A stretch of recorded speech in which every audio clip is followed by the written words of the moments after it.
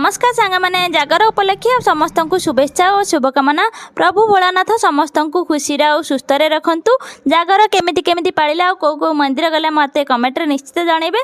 आम सपरिवार मिसी मंदिर बाहरी जाइलु। एठी नन्ना पूजा करती निजे निजे पूजा करिया पड़े। आम बाहर नड़िया बाड़े पूजा करी आसला बेले को मोर दुईटी पार्सल आसी कमर माने जो पेट कमेवाई मुझे दुईटा बेल्ट मगई से बेल्ट छोट पड़ जाऊँ मो पेट बड़ हो जाऊँगी। 30 वर्ष है जिते खाई पी पेटटा बढ़ी से पेट कौन कौ बेल्ट पाऊँगी।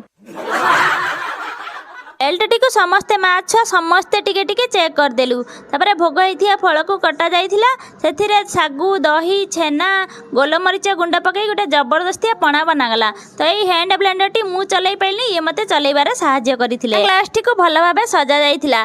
पणा जमी टेस्ट होना कहीं ग्लास टी सुंदर देखा जीवा दरकार। तो समस्ते पणा ग्लास नेखा पी बाहरिलु बाहर को। यही देखंतु मो साउथ हीरोइन को भाई भौणी दी जण एमिति पोज दे फोटो उठेले बाहर को जाई साइकिल चलेले। वीडियो भल लगिले निश्चित सब्सक्राइब कर देबे।